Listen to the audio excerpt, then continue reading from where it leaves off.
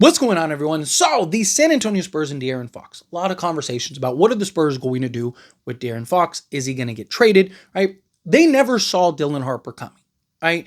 They went and got De'Aaron Fox because they needed a franchise point guard. They wanted an all-star caliber point guard. The previous offseason, you saw them trying to get Trae Young, De'Aaron Fox, right? Darius Garland was another name. They were trying to get that guy, were unsuccessful. Fast forward, all of a sudden they land De'Aaron Fox.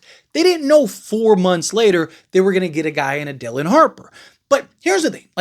I don't believe that the Spurs are going to trade De'Aaron Fox this offseason, despite all the kind of rumors and murmurs about it. Yes, does Dylan Harper potentially make that an option at some point? Yes. But you need to see Dylan Harper. You need to see what can he provide, right? He could end up being everything this team needs and then some. He could end up being a super duper star. He could be the best player in the NBA. He could be in the GOAT conversation for all we know in 15 years. I don't know. I'm not going to put, limitations and parameters on a young guy. The guy looks unbelievable already, but there are concerns coming out of college, right? His tunnel vision, his lack of playmaking and vision on the floor, right? His lack of three-point shooting. These are all things he's going to need to work on and improve. And if he's going to be your point guard, he's going to need to be able to make plays. He's going to be able to need to get other guys involved, right? You see guys that he's compared to, James Harden, Cade Cunningham, right? SGA. They all, yes, can go get you 30 on every night, but they also can get you, double-digit assists on any given night. James Harden was averaging 60-point triple-doubles. Cade Cunningham's averaging nearly a triple-double, right? You have guys like SGA, who, yes, is winning scoring titles, but he's still giving you 6 to 8 assists on every given night. You have to be able to balance both. And I think the Spurs are in their best spot to be patient, and let's see how things unfold. Let's see what Dylan Harper becomes. We've seen a lot of guys that people swore, experts, all of it swore were going to be superstars and either became, good players, role players, or were out of the league in 5 years. I'm not saying that it's going to be Dylan Harper, but let's wait and see before we crown him king, right? Let's wait and see how he looks. And who's to say he's a point guard, right? What if he's just a really good two guard? What if he's the best two guard in all of basketball and you just want him to be your bucket getter and scorer, right? So again, we need to see how this progresses. However, something we got to keep in mind, De'Aaron Fox could be the one that ends up forcing a trade. So there's reports too, not just that they might trade De'Aaron Fox, but that if they keep De'Aaron Fox, they don't necessarily want to pay him the full max along with the full years. That it might be one or the other. That they might be willing to give him the full years, but at an 80% of the max, right? Or 85%, something like that. Or give him the max, but on shorter years, right? Kind of try to line it up to when Castle and Harper and stuff are going to start getting their money, start getting their paid. And look, maybe De'Aaron Fox is more than happy to do that. He did force his way to the Spurs, but that also could blow up and go the other way.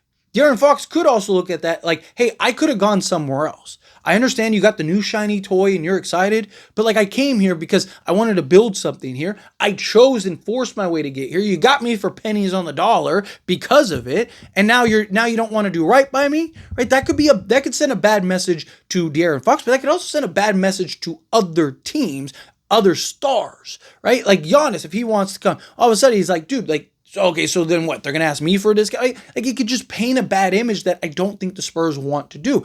I do think it's more likely than not that the Spurs give him the full years and the full max, try to figure out how to trade him later on if that becomes a thing, right? I'm not saying that they will for sure, but I could see that if Dylan Harper really makes some strides or Stephon Castle really starts making some strides.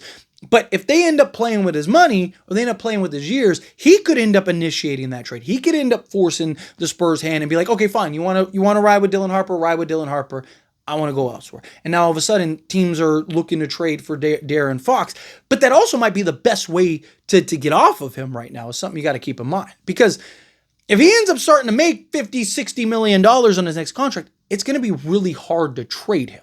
because the new CBA teams aren't signing up to sign, max guys. So you have to find a team that needs him, which a lot of teams already have their guy. 2, you need to find a team that believes he's worth the max to that team, that he's basically one of the top 2 guys on their team, right? Which, even in Sacramento, there were some questions, right? There's some questions with Spurs. Spurs traded for De'Aaron Fox and didn't get better. They actually got worse net rating wise. So again, teams are going to pay attention to that. He starts making a bunch of money, and if it doesn't work out the way that they want it to with the Spurs, teams might go, hey, that's your problem, figure it out, right? Or they have to pay to unload him or something like that, which is not what the Spurs want. I'm not saying that won't be an issue, but we don't know, right? Again, how many teams are going to need him, want him, and give the Spurs a return? Because if the Spurs are going to trade De'Aaron Fox, it's going to be because they're going to have to pay Dylan Harper and Stephon Castle, and they're going to want to kind of, have those guys take the reins. They're not going to want to take on a bunch of long-term money.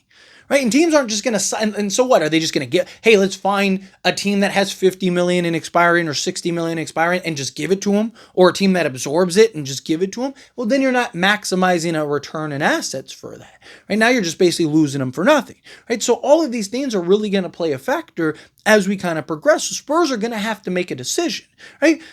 Maybe it's all sunshines and rainbows. Maybe Spurs come in, maybe they offer him, and De'Aaron Fox goes, tell you what, I'll take, 3 years on a max, or I'll take 4 years with 80 million or 80% of the full max, right? So that way you guys can maintain some flexibility and stuff. And maybe it works perfectly, right? Maybe it's possible that, again, Dylan Harper, maybe he's not the guy at point guard. Maybe Stephon Castle ends up being your 3. Dylan Harper becomes your point or your 2 because he's just a better scorer. And De'Aaron Fox is the guy that's putting it together and piecing it together. I do kind of worry about that because De'Aaron Fox is kind of like that combo guard. He's not really like a traditional. He's not a Chris Paul. He's kind of close. He's more of an SGA type where he wants to be aggressive, score, and then make plays based on that scoring. But again, maybe you figure it out and work it out with Dylan Harper. There's always that potential. But a lot of the conversation is that the Spurs are going to initiate the trade. The Spurs are going to be the team that ends up looking to trade De'Aaron Fox, and that it kind of feels like it's an inevitability at some point.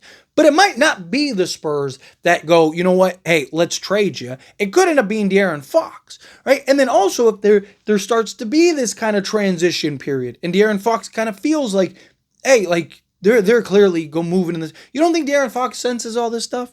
Again, and if you're the Spurs, you're looking at it as we didn't know, right? We got you because we wanted you to be the guy. We didn't know we were going to get a younger guy. We didn't know that we were going to get our franchise point guard, right? But you also got to keep in mind that De'Aaron Fox probably looking at it as dude, I am that guy.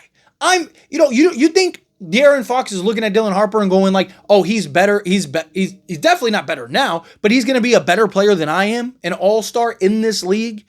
No, he's looking at it as the likelihood of him being anywhere close to me is slim to none, right? You know how many guys have came in the league and not been anything? So De'Aaron Fox is probably looking at it as dude, you're going to choose him over me? So again, the Spurs could be playing with some fire here. They don't do things right, if they don't handle things properly. So I do expect them to kind of just, here's the full max and then kind of figure it out. All right, but we'll see. Time will tell. Anyway, as always, this is a discussion. Pass question on you. Let me know your thoughts and opinions down in the comments. That being said, if you haven't liked this video, hit that like button. Helps me out. So we enjoy these types of videos, and I truly appreciate it. Not subscribe channel, hit that subscribe button. Turn on the bell notifications. Appreciate y'all. See you in the next one. Thank you.